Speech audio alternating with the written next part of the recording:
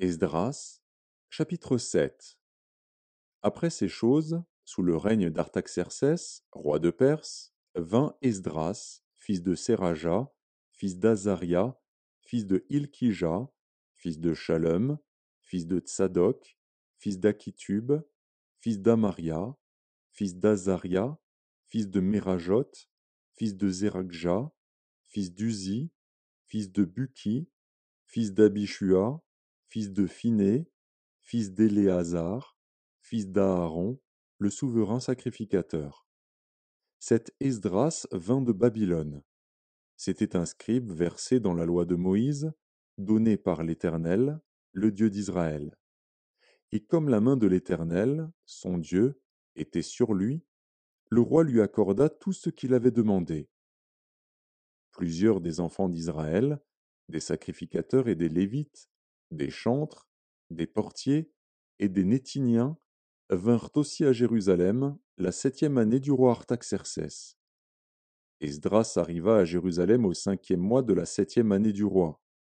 Il était parti de Babylone le premier jour du premier mois, et il arriva à Jérusalem le premier jour du 5e mois, la bonne main de son Dieu étant sur lui.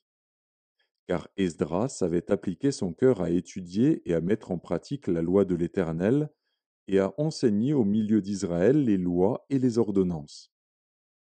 Voici la copie de la lettre donnée par le roi Artaxercès à Esdras, sacrificateur et scribe, enseignant les commandements et les lois de l'Éternel concernant Israël. Artaxercès, roi des rois, à Esdras, sacrificateur et scribe, versé dans la loi du Dieu des cieux, etc. J'ai donné ordre de laisser aller tous ceux du peuple d'Israël, de ses sacrificateurs et de ses lévites, qui se trouvent dans mon royaume, et qui sont disposés à partir avec toi pour Jérusalem.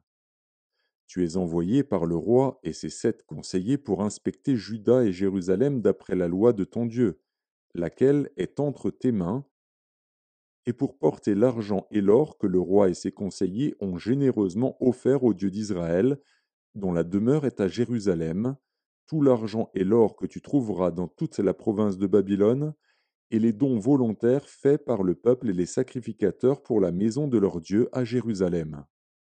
En conséquence, tu auras soin d'acheter avec cet argent des taureaux, des béliers, des agneaux, et ce qui est nécessaire pour les offrandes et les libations, et tu les offriras sur l'autel de la maison de votre Dieu à Jérusalem. Vous ferez avec le reste de l'argent et de l'or ce que vous jugerez bon de faire, toi et tes frères, en vous conformant à la volonté de votre Dieu.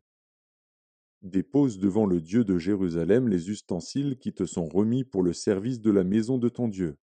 Tu tireras de la maison des trésors du roi ce qu'il faudra pour les autres dépenses que tu auras à faire concernant la maison de ton Dieu.